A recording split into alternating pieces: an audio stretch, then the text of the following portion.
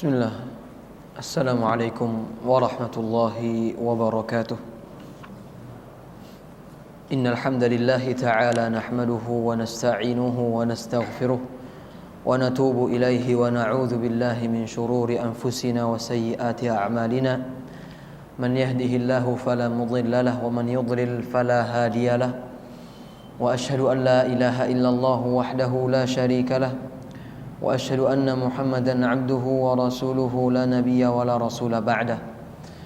قال الله تعالى: يا أيها الذين آمنوا اتقوا الله حق تقاته ولا تموتن إلا وأنتم مسلمون. وقال الله تعالى: يا أيها الناس اتقوا ربكم الذي خلقكم من نفس واحدة وخلق منها زوجها وبث منهما رجالا كثيرا ونساء واتقوا الله الذي تساءلون به والأرحام إن الله كان عليكم رقيبا. وقال الله تعالى: يا أيها الذين آمنوا اتقوا الله وقولوا قولا سديدا يصلح لكم أعمالكم ويغفر لكم ذنوبكم ومن يطع الله ورسوله فقد فاز فوزا عظيما. أما بعد فإن أصدق الحديث كتاب الله وخير الهدي هدي محمد صلى الله عليه وسلم وشر الأمور محدثاتها فإن كل محدثة في الدين بدعة وكل بدعة ضلالة وكل ضلالة في النار. معاشر المسلمين وزمرة المؤمنين rahimani wa rahimakumullah.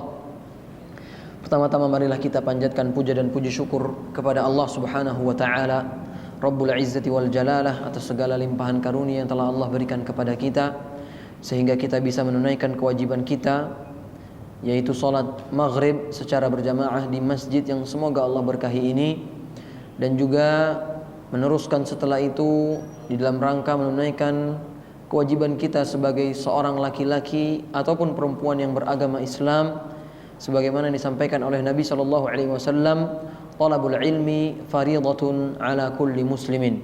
Menuntut ilmu hukumnya wajib bagi setiap umat muslim. Kemudian tidak lupa salawat serta salam semoga selalu terlimpahkan, tercurahkan kepada suri tauladan kita, panutan kita, baginda tercinta Nabi Muhammad sallallahu alaihi wasallam, dan kepada seluruh keluarganya serta kepada para sahabat-sahabatnya radhiyallahu taala anhum, dan kepada orang-orang yang mengamalkan sunnahnya dan meninggalkan larangannya hingga hari kiamat nanti tiba. Ma'asyiral muslimin wal muslimat, bapak-bapak, ibu-ibu yang kami muliakan dan kami cintai karena Allah Subhanahu wa taala. Kembali lagi kita duduk bersama-sama di majlis yang semoga Allah muliakan, yang semoga Allah berkahi, dan majlis yang semoga Allah berikan kemudahan. Pada kesempatan kali ini akan kita lanjutkan kembali pembahasan dari sebuah kitab yang dikarang oleh guru kita bersama Al-Ustadz Dr. Firanda Dirja MA Hafizahullahu Ta'ala, yang mana judul bukunya adalah Syarah Rinci Rukun Iman. Syarah Rinci Rukun Iman. Dan kita masih berada di penjelasan tentang rukun iman yang pertama, yaitu beriman kepada Allah Subhanahu wa taala. Dan kita sudah memasuki atau melewati pembahasan tentang tauhid ar-rububiyah, yaitu tauhid yang mempelajari atau yang membahas tentang apapun yang berkaitan dengan perbuatan Allah. Di antara perbuatan Allah Subhanahu wa taala adalah penciptaan, kemudian kepengaturan alam semesta, dan juga kepemilikan. Ini adalah tauhid ar-rububiyah. Kemudian kita juga sudah mempelajari bersama-sama tentang tauhid al-uluhiyah, yaitu hendaknya kita mengesahkan Allah di setiap peribadatan yang kita lakukan murni karena Allah Subhanahu wa ta'ala. Akan tetapi ketika kita tidak mengesahkan Allah khususnya di dalam peribadatan kita, maka bisa dikatakan amalan yang kita lakukan tidak lagi bermanfaat, dan amalan tersebut pasti akan tertolak oleh Allah Jalla wa Ala. Kemudian masuk kita selanjutnya ke dalam pembahasan tentang tauhid al-asma wa sifat. Mentauhidkan Allah di dalam nama-nama Allah dan sifat-sifat Allah Subhanahu wa ta'ala. Dan kita sudah melewati bersama bagaimana cara ataupun keutamaan dari mempelajari tentang asma wa sifat. Dan sekarang melanjutkan pembahasan yang sebelumnya, yaitu kita masuk ke dalam halaman 217 atau 225. Pada pertemuan yang terakhir kita membahas tentang qawaidu fi asma'illahil husna. Kaidah-kaidah di dalam memahami nama-nama Allah yang mulia, yang baik, ya. Pada pertemuan yang lalu sudah kita jelaskan secara panjang lebar kaidah yang pertama, yaitu kaidah yang pertama adalah nama-nama Allah itu tauqifiyah. Nama-nama Allah tauqifiyah. Apa maksud dari tauqifiyah? Tauqifiyah adalah harus berlandaskan dari dalil yang datang dari Allah dan datang dari Rasulnya Sallallahu Alaihi Wasallam. Maka konsekuensi dari kaidah yang pertama, hendaknya kita tidak memberikan nama khususnya kepada Allah dengan nama yang tidak ada landasannya, baik itu dari Allah ataupun dari Rasulnya Sallallahu Alaihi Wasallam. Ya, pada pertemuan yang lalu sudah kita jelaskan bahwasanya betapa banyak manusia yang tergelincir di dalam pembahasan al-asma was sifat. Ya, di antara mereka ada yang berani memberi nama Allah Subhanahu wa taala dengan mereka mengucapkan Allah itu maha asyik. Allah itu maha asyik. Bisa dibayangkan jamaah sekalian rahimani wa rahimakumullah, apakah pantas Allah kita berikan nama dengan nama yang demikian? Allah maha asyik. Sedangkan sifat asyik itu biasanya ada pada siapa? Ada pada manusia. Dan ini tidak pantas Allah diberikan dengan nama-nama yang demikian ataupun yang lainnya, dengan nama-nama yang sama sekali tidak ada riwayatnya, baik itu dari nas Al-Quran atau dari As-Sunnah An-Nabawiyah. Baik, maka ketika kita mempelajari tentang nama-nama Allah harus tauqifi, maka ketika kita berdoa, ketika kita menyebut nama Allah, ketika kita memuji Allah dan lain seterusnya, hendaklah harus ada landasannya, ya. Jangan sampai kita karang-mengkarang, niat kita baik, ternyata di sisi Allah ini adalah kesalahan yang besar. Na'udzubillah tsumma na'udzubillah. Baik. Adapun pengertian dari al-asma al-husna sudah kita bahas sebelumnya, yaitu nama-nama Allah yang paling indah, ya, disampaikan oleh al-Imam Ibnu Taimiyah rahimahullahu ta'ala. Maksud dari al-asma al-husna adalah allati yud'a Allahu biha, yaitu nama-nama Allah yang bisa kita gunakan untuk berdoa dengannya. Salah satu di antara contohnya adalah apa? Ya Tawwab. At-Tawwab adalah nama-nama dari nama Allah, yaitu yang maha menerima taubat. Maka ketika kita berdosa, melakukan perbuatan yang Allah murkai, hendaknya kita meminta kepada zat yang maha memberikan taubat. At-Tawwab, ya Tawwab, taqabbal alayya atau tub alayya, innaka antat tawwabur rahim. Ini jelas ada dalilnya dari Al-Quran dan lain seterusnya. Kemudian beliau melanjutkan, wahiyallati ja'at fil kitabi was sunnah, yang mana nama-nama Allah yang bisa untuk digunakan untuk berdoa adalah nama-nama yang datang dari Al-Quran dan juga As-Sunnah.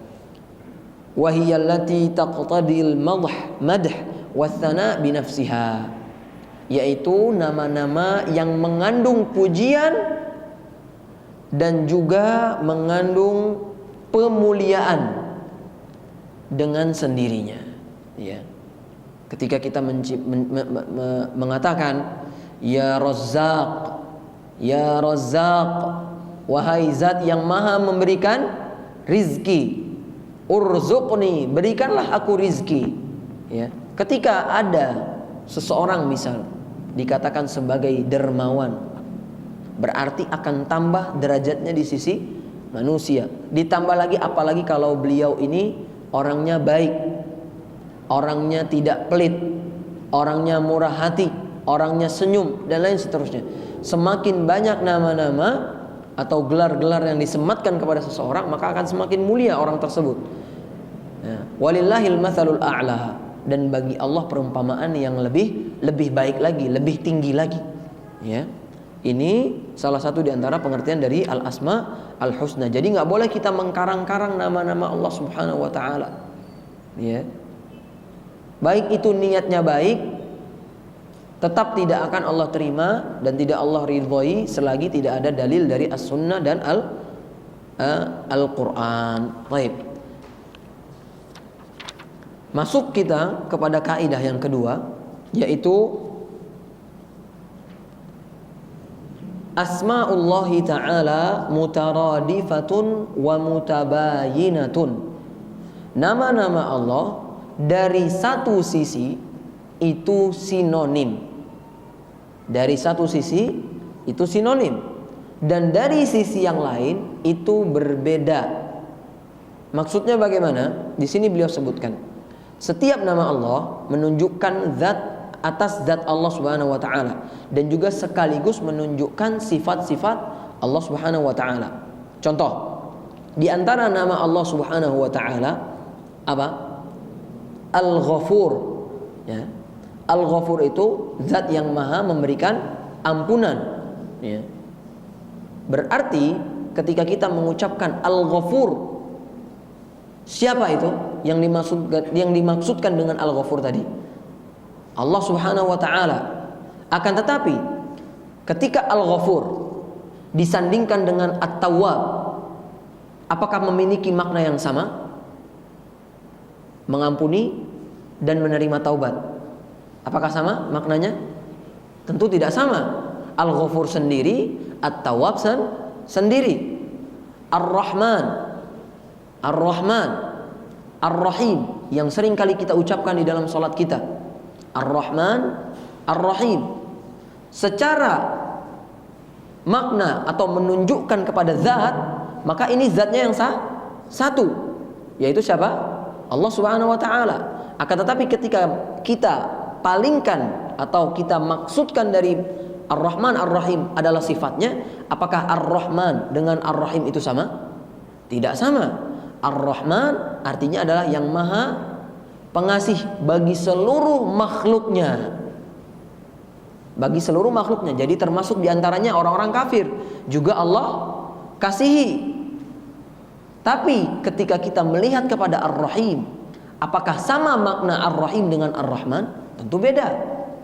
Ar-Rahim artinya adalah maha penyayang, dan kasih sayang Allah khususkan kepada hambanya yang beriman. Ya, ini maksud simple dari asma'ullah mutaradifah wa mutabayinah. Di sini beliau sebutkan. Contoh yang pertama, nama Allah Ar-Rahim mengandung sifat Ar-Rahmah. Dan nama Ar-Rahim banyak Allah sebutkan dalam Al-Quran. Di samping itu dalam Al-Quran Allah juga mengabarkan bahwa Allah memiliki sifat Ar-Rahmah. Allah berfirman, wa rabbukal ghaniyyu dzur rahmah.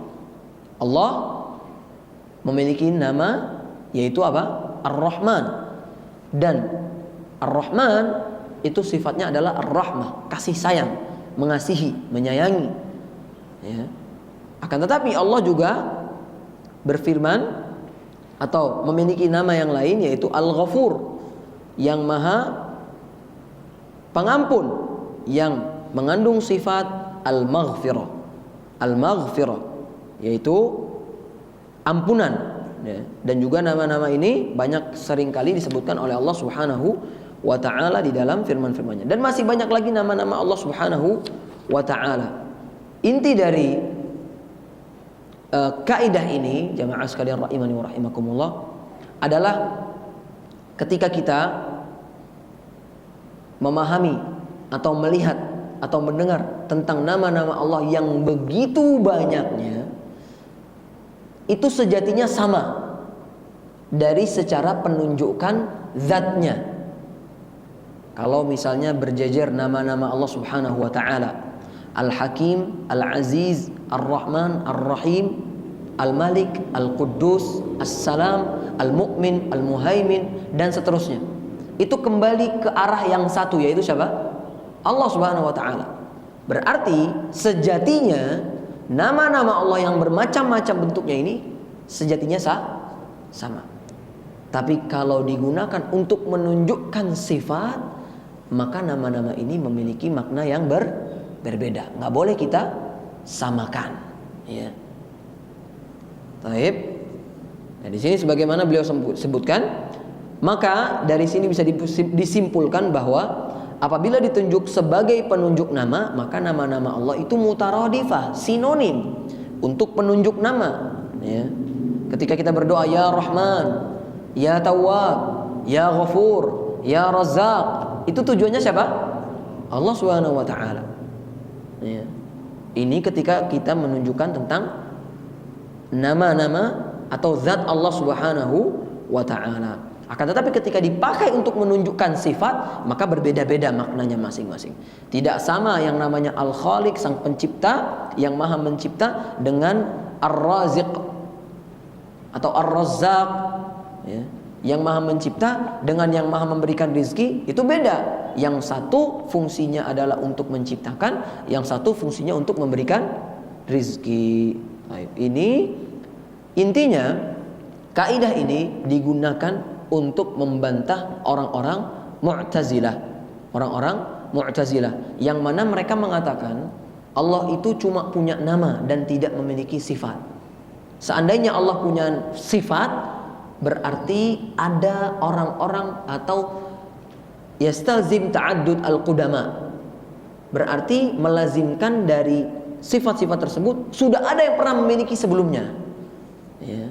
Makanya orang-orang Mu'tazilah itu niatnya menurut mereka baik, padahal di sisi Allah keliru, ya. Nggak mungkin setiap nama tidak memiliki sifat. Setiap nama pasti memiliki sifat. Betul Pak ya? Betul. Contoh, air sifatnya apa? Basah gitu ya. Basah. Apa lagi? Apa lagi Pak? Masih banyak. Ya, saking banyaknya sampai nggak tahu kita kan? Ya. Apa? Tisu memiliki sifat apa? Ada yang lembut, ada yang kasar, ada yang tipis, ada yang tebal. Ini perkara benda aja. Lalu bagaimana dengan Allah Subhanahu wa taala Rabbul Alamin? Masa iya zat yang maha tinggi tidak memiliki sifat sama sekali? Nah, intinya dari kaidah ini kita bisa memahami bahwasanya Allah itu memiliki nama dan juga memiliki sifat. Dan nama-nama Allah itu sinonim kalau digunakan untuk menunjukkan zat Allah. Dan apa lawan dari sinonim? Akronim atau antonim? Akronim ya. Akronim lawan kata, berlawanan. Atau antonim? Antonim Pak ya. Baik. Antonim kalau digunakan untuk menunjukkan sifatnya. Baik. Selanjutnya jemaah sekalian rahimani wa rahimakumullah adalah kaidah yang ketiga, ya. Kaidah yang ketiga ini sedikit membingungkan, tapi insyaallah mudah. Insyaallah mudah. Yaitu penunjukan nama-nama Allah terhadap zat dan sifatnya dapat dilakukan dengan cara dilalatu al-mutabaqah dan dilalatu at-tadammun, dan atau maksudnya kandungan, dan dalalatu al-iltizam, yaitu konsekuensi, ya.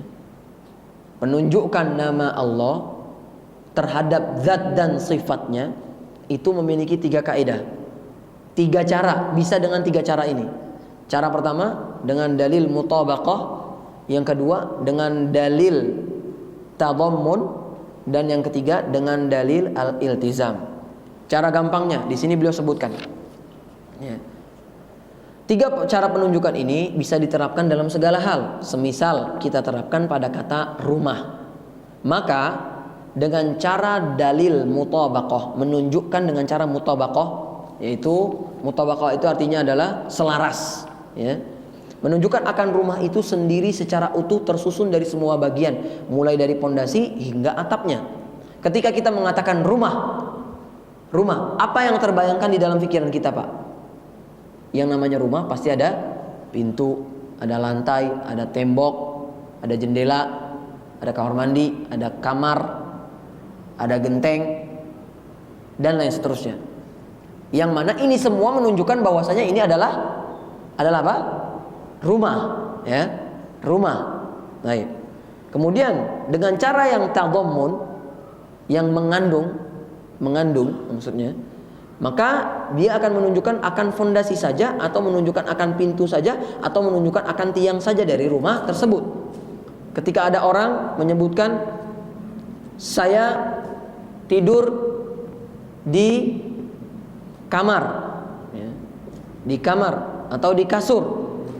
Nggak mungkin dia tidur cuma di dalam kamar tanpa ada rumahnya. Setiap kamar pasti ada rumahnya, betul? Ya, ini sebagiannya saja, bukan secara seutuhnya. Kalau secara seutuhnya maka rumah, tapi kalau secara sebagiannya maka kamar mandi, ruang tamu, dan lain seterusnya. Kemudian dengan cara al-iltizam, ya, menunjukkan bahwa rumah tersebut ada yang membangunnya atau ada yang memilikinya. Ya, ini secara iltizam, secara konsekuensi. Nggak mungkin rumah tiba-tiba begitu saja menjadi rumah. Pasti ada tukangnya, pasti ada yang buat. Ya, ini maksud dari cara al-iltizam. Nah, kalau kita terapkan ke dalam nama-nama Allah, contohnya di sini beliau sebutkan Al-Khaliq, Sang Pencipta. Maka dengan cara mutabaqah, dengan cara yang selaras, kita bisa menunjukkan akan zat Allah dengan dan sifat Al-Khalq dan sifat Al-Khalq. Al-Khalq itu artinya menciptakan. Ya. Ya. Ketika kita menunjukkan Allah Subhanahu wa taala, mengatakan Allah Subhanahu wa taala, sudah pasti ada di dalamnya sifat apa? Mencipta. Kalau Allah nggak bisa menciptakan, bukan Allah. Ini secara mutabaqah. Kemudian dengan cara at-tadammun, menunjukkan akan zat Allah saja atau menunjukkan akan sifat khalq saja. Ya. Ketika kita mengatakan tentang, ya, siapa yang menciptakan dirimu? Yang menciptakan saya, yang menciptakan, yang maha mencipta, yaitu siapa? Allah Subhanahu wa taala. Padahal Allah bukan cuma menciptakan, betul? Allah juga memberi rizki, Allah juga mengatur segala sesuatu, Allah yang menghidupkan, Allah yang mematikan. Tapi ketika kita ditanya, siapa yang menciptakan dirimu? Yang menciptakan saya adalah Al-Khaliq. Apakah dengan begitu kita mengatakan bahwasanya Allah itu tidak bisa memberi rizki? Apakah Allah tidak bisa mematikan orang, mematikan makhluk, menghidupkan makhluk, mengutus para nabi dan lain seterusnya? Tidak, ya. Maka ini yang dimaksud dengan cara tadammun, ya. Yang ketiga dengan cara al-iltizam, ya. Ketika kita berhadapan dengan nama Al-Khalq, yang maha mencipta atau menciptakan, Al-Khaliq, ya. Dengan cara iltizam, konsekuensi, kalau yang bisa menciptakan pasti dia memiliki apa? Al-ilmu. Nggak mungkin ada zat yang menciptakan tanpa ada ilmu sebelumnya, betul? Dan nggak mungkin juga ada yang bisa menciptakan kalau dia tidak memiliki yang namanya sifat kudrah, ya, kemampuan. Nggak mungkin ujuk-ujuk tiba-tiba bisa menciptakan. Pasti sudah memiliki ilmu sebelumnya dan juga memiliki kemampuan sebelumnya.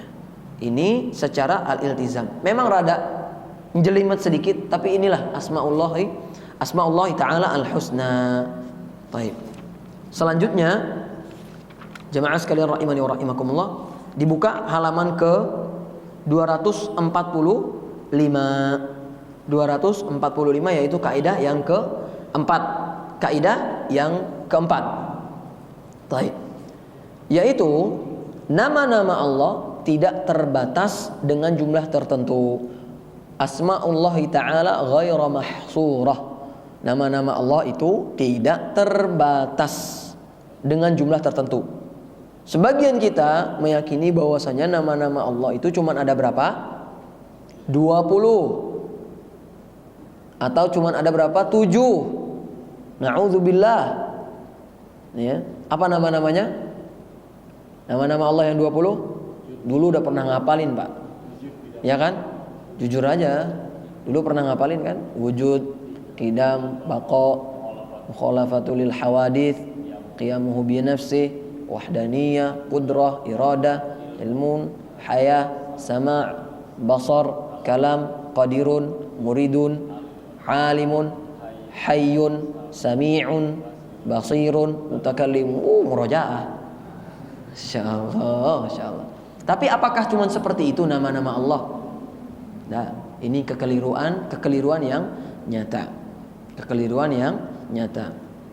Meskipun di dalam sebuah hadis Nabi SAW pernah bilang, Inna lillahi tis'an wa tis'ina asman mi'atun illa wahid. Sesungguhnya Allah itu punya 99 nama, 100 dikurang 1. Man ahsaha dakhalal jannah. Barang siapa yang menguasai, yang menghafal nama-nama tersebut, maka akan masuk surga, pasti masuk surga.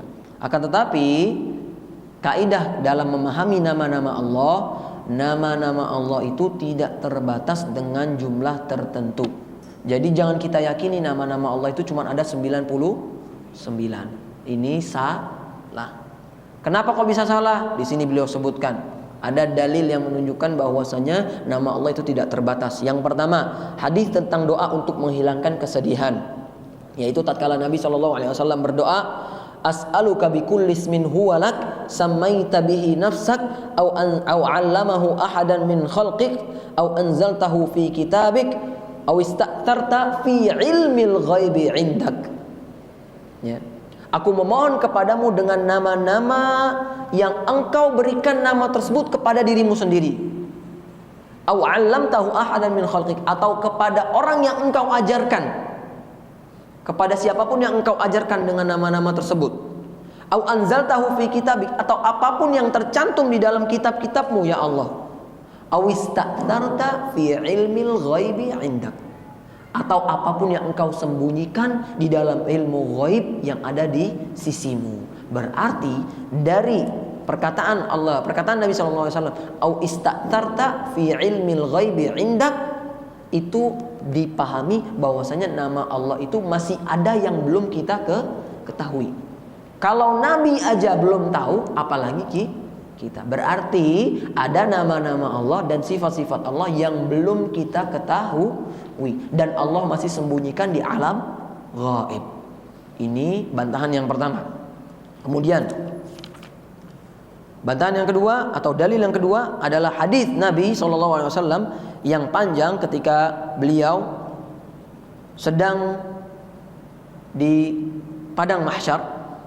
Kemudian para nabi menolak untuk memberikan syafaat kepada manusia. Ya, nabi-nabi, contohnya Nabi Isa menolak, Nabi Musa menolak, Nabi Adam menolak, Nabi Ibrahim menolak, dan nabi-nabi lainnya ketika dimintai syafaat nggak mau mereka. Mereka bilang minta ke Nabi Muhammad. Akhirnya apa? Nabi SAW, fayatuni faaqulu ana laha.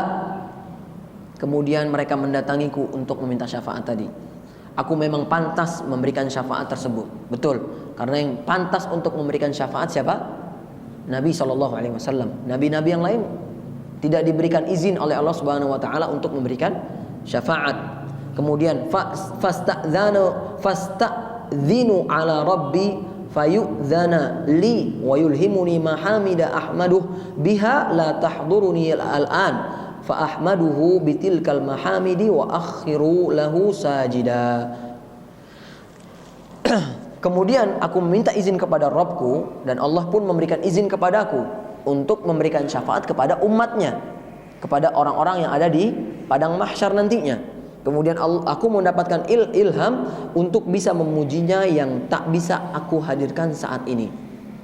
Maksudnya Nabi Muhammad itu memuji Allah dengan nama-nama yang gak bisa dia sebutkan tadinya gitu.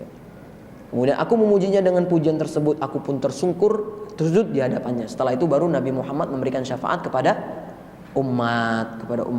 Nah, ini adalah dalil tentang bahwasanya nama-nama Allah Subhanahu wa taala itu tidaklah terbatas dengan bilangan tertentu. Kemudian yang ketiga, doa Nabi ketika beliau sujud.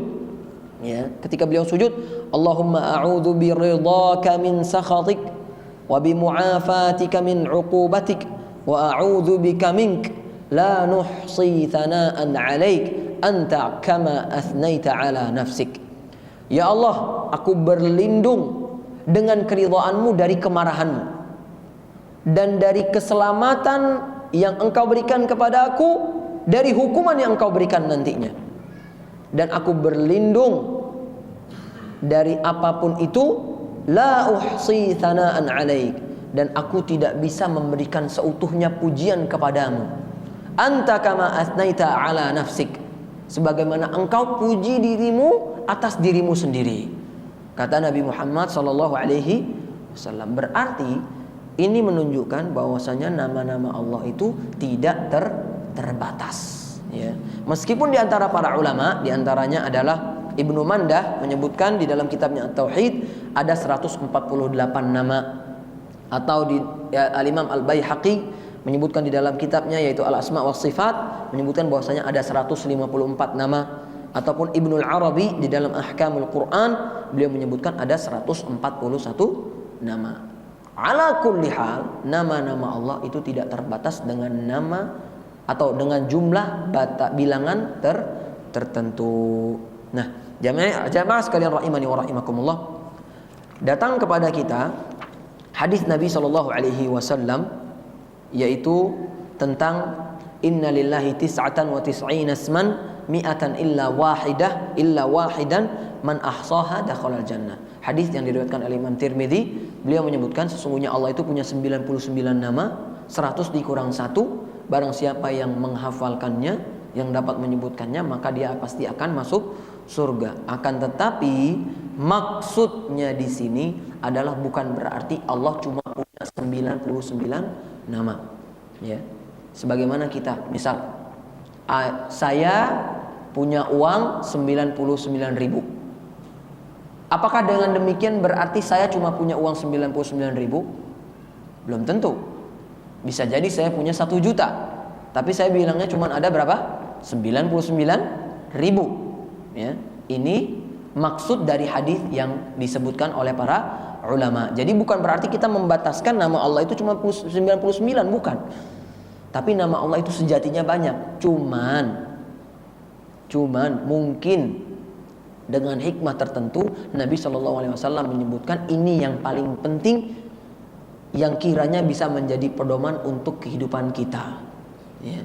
Barang siapa yang betul-betul mengamalkannya, menghafalkannya, dan menjalani konsekuensi dari nama-nama tersebut, maka dia pasti akan masuk surga. Bukan berarti kita cuma disuruh ngapalin 99 nama, bismillah masuk surga. Bukan, ya. Kalau begitu mudah banget masuk surga.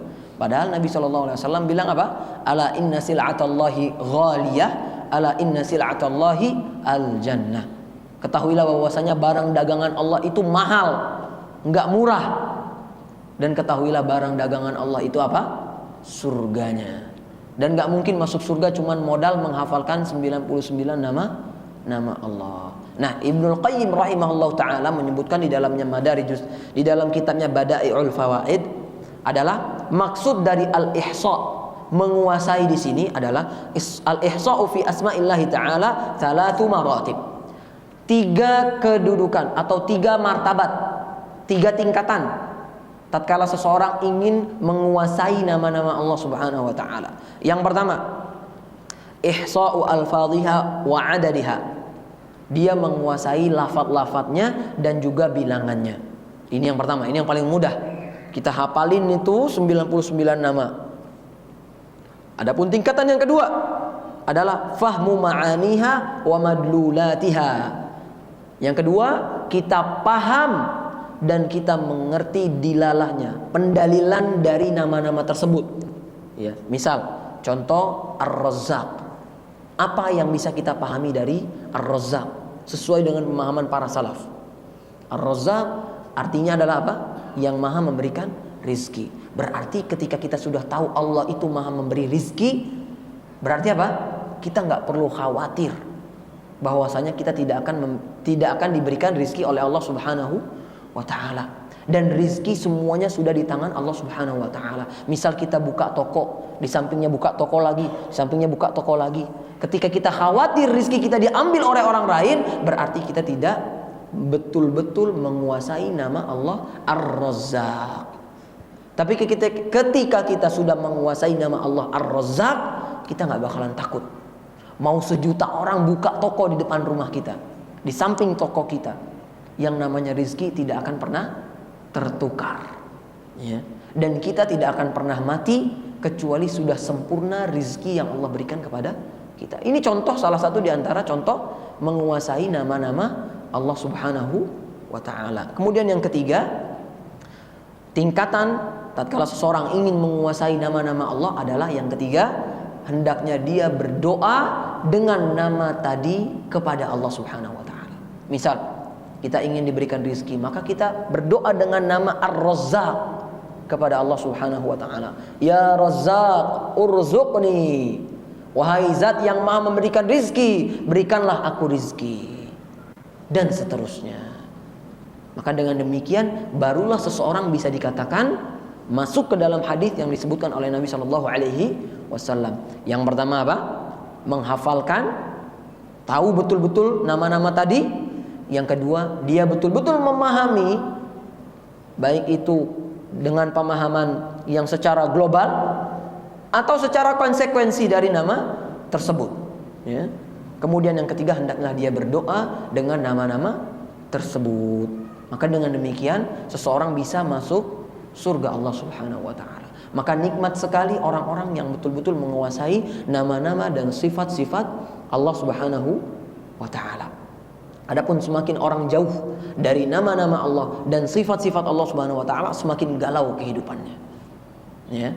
Ketika seseorang belajar tentang Allah itu maha memberi rizki, Allah itu maha baik, Allah itu maha penyayang, Allah itu maha pengasih, maka dia tidak akan pernah sekalipun terbetik di dalam jiwanya atau di dalam fikirannya untuk suudzon kepada Allah Subhanahu wa ta'ala.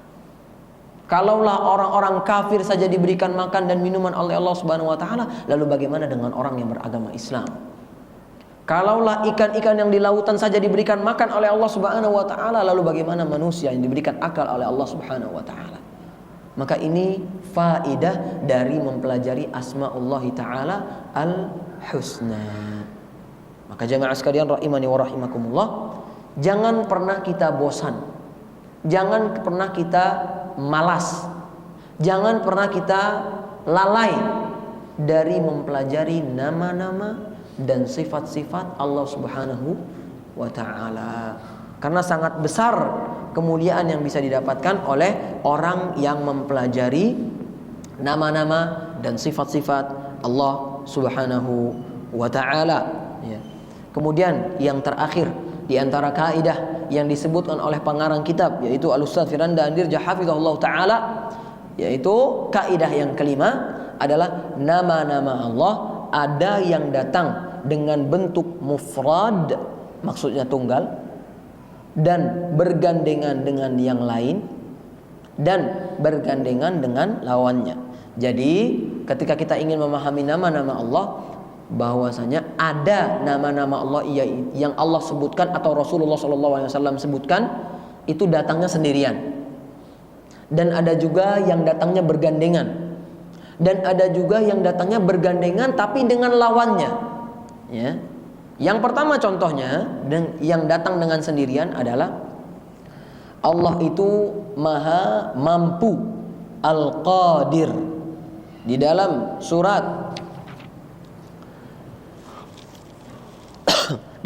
Al-An'am ayat 18. Di dalam surat Al-An'am ayat 18 Allah Subhanahu wa taala mengatakan, "Qul huwal qadiru ala an yab'atha 'alaikum 'adzaban min fawqikum aw min tahti arjulikum aw yalbisakum syi'a wa yudhiqa ba'dakum ba'sa ba'd."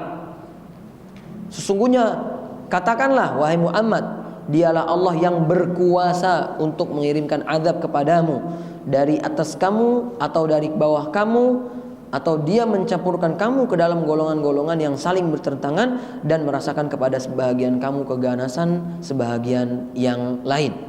Ini di sini Allah sebutkan bahwasanya Allah itu Al-Qadir.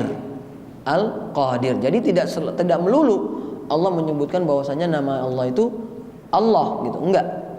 Tapi terkadang Allah sebutkan namanya yang lain, yaitu Al-Qadir, yang maha mampu dan maha berkuasa. Ya. Adapun contoh yang kedua, ya, yaitu yang bergandengan dengan nama yang lainnya. Ini sering sekali kita baca kalau kita baca Al-Quran. Ya. Laisa kamitslihi syai'un wa huwa sami'ul basir. Tidak ada yang bisa menyerupai Allah, dan Allah adalah yang maha mendengar lagi maha melihat. Ya, ini contoh nama Allah yang datang secara bergandengan. Ya. Atau contoh yang lainnya lagi. Contoh yang lainnya lagi adalah innaka antal wahhab. Ya, innaka antal wahhab atau innallaha bima ta'maluna basir, dan lain seterusnya. Al-Azizul Hakim, Al-Qawiyul Aziz, Al-Azizul Hamid, dan masih banyak lagi contoh-contoh yang lainnya. Adapun yang lainnya, yaitu yang ketiga di antara penunjukan bahwasanya nama Allah itu terkadang datang secara bergandengan namun berlawanan dengan lawannya adalah contohnya hadis Nabi Shallallahu Alaihi Wasallam, ya, Al-Qabid, ketika Rasulullah SAW menyebutkan tentang Al-Qabid dan Al-Basit. Suatu ketika para sahabat mengeluh kepada Rasulullah SAW tentang mahalnya harga-harga barang dengan berkata, "Ya Rasulullah, tetapkanlah harga untuk kami." Kemudian Rasulullah SAW bersabda, "Innallaha huwal musa'ar atau al-musa'ir al-qabidul basitur raziq." Sesungguhnya Allah lah yang membuat ketetapan harga, dan Allah lah yang al-qabid, yang maha menyempitkan rizki, wal basit, al-basit, yang maha meluaskan rizki. Ya. Jadi di sini disebutkan Allah itu menyempitkan rizki seseorang bisa, dan meluaskan rizki seseorang juga bisa. Akan tetapi dengan demikian bukan berarti Allah buruk dan lain seterusnya, bukan. Tapi dengan demikian jelaslah bahwasanya Allah itu maha mulia, maha agung, maha kuasa, dan lain seterusnya. Nah, jamaah sekalian rahimani wa rahimakumullah, demikian kurang lebihnya itu yang bisa kami sampaikan tentang kaidah dalam memahami nama-nama Allah Subhanahu wa taala, ya. Adapun pertemuan berikutnya insyaallah taala kita akan bahas tentang kaidah-kaidah tentang sifat-sifat Allah Subhanahu wa taala. Nah, jamaah sekalian rahimani wa rahimakumullah, ya. Mungkin di sini beliau cuma menyebutkan 5 kaidah tentang nama-nama Allah. Padahal sejatinya ada banyak. Akan tetapi beliau di sini sebutkan yang beliau sebutkan di sini, atau 5 yang beliau sebutkan di sini itu dalam rangka yang terpentingnya saja, yang paling urgen bagi kita semua untuk mempelajarinya. Allah taala a'lam bishawab. Apabila ada pertanyaan, maka insyaallah kita lanjutkan setelah sholat Isya, atau gimana Pak? Setelah sholat Isya insyaallah. Baik. Jazakumullahu khairan wa barakallahu fiikum. Bismillah, alhamdulillah, wassalatu wassalamu ala rasulillah wa ala alihi wa sahbihi wa man walah, amma ba'd. Sebelum kita buka pertanyaan, maka dari penjelasan tadi hendaknya kita senantiasa mempelajari tentang nama-nama Allah dan sifat-sifatnya. Karena di antara perkataan para ulama terdahulu, man kana billahi a'raf kana minhu akhwaf wa li'ibadatihi aqrab wa an ma'asiyatihi ab'ad.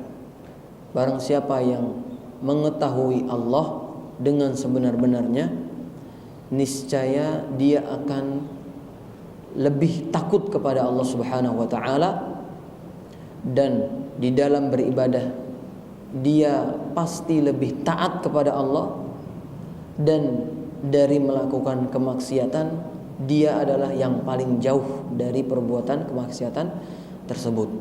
Maka jamaah sekalian rahimani wa rahimakumullah, jangan sampai kita bosan di dalam mempelajari nama-nama dan sifat-sifat Allah Subhanahu wa taala.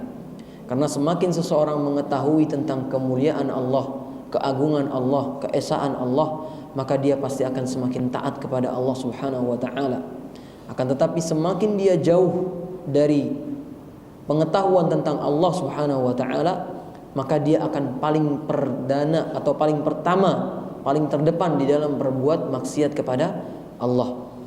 Kita ambil contoh, tatkala seseorang tidak pernah mengetahui bahwasanya Allah itu memiliki sifat, yaitu Al-Alim, yang maha mengetahui, maka niscaya dia akan senantiasa bermaksiat kepada Allah, baik itu secara terang-terangan ataupun secara sembunyi-sembunyi.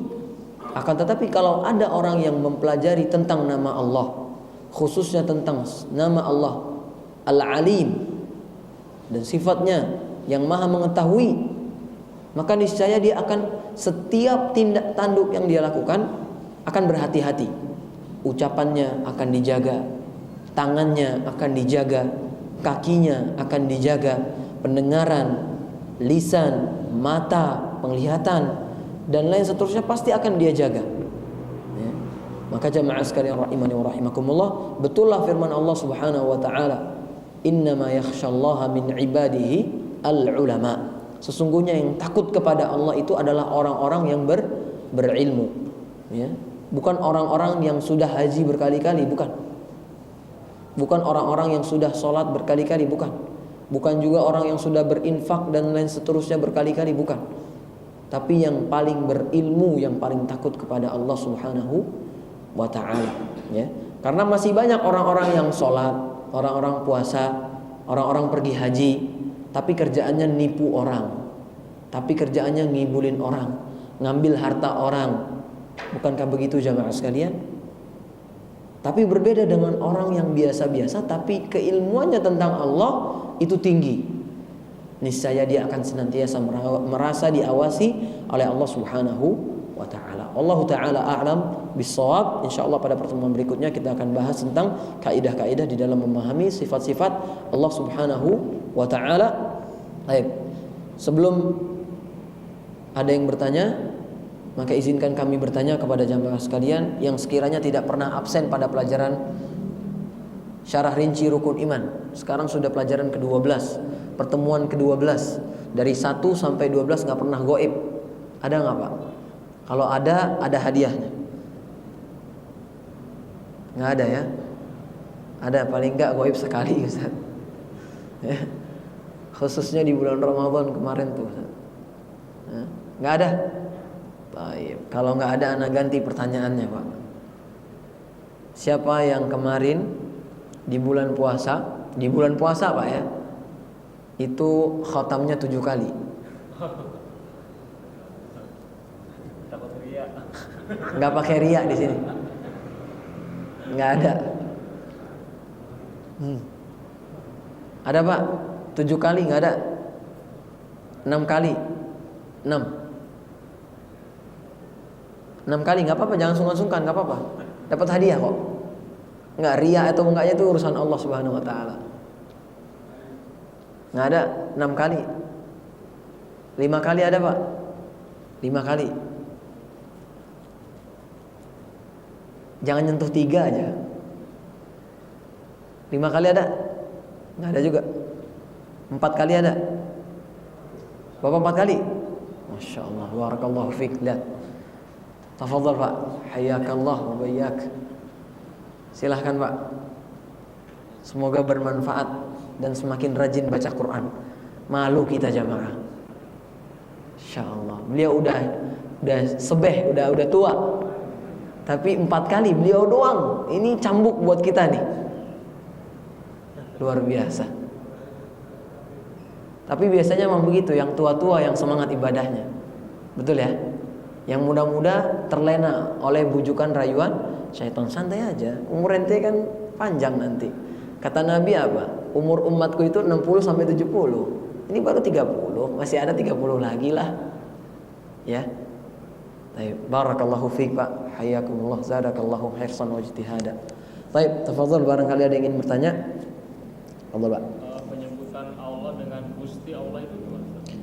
Baik, barakallahu fiik. Hayyakumullah. Adapun penyebutan tentang Gusti Allah. Gusti Allah itu pada pertemuan di bulan Ramadan sudah dibahas. Selagi maksudnya benar, menunjukkan kepada Allah dalam rangka mengagungkan Allah, bagus. Tapi kalau kita cuma bilang Gusti, serahkan aja kepada Gusti. Nah, ini baru ada masalah di dalamnya. Karena Gusti itu banyak. Ada orang namanya Gusti. Ada juga orang yang dijuluki dengan julukan Gusti. Lalu kita samakan dengan Allah Subhanahu wa taala, ini enggak boleh.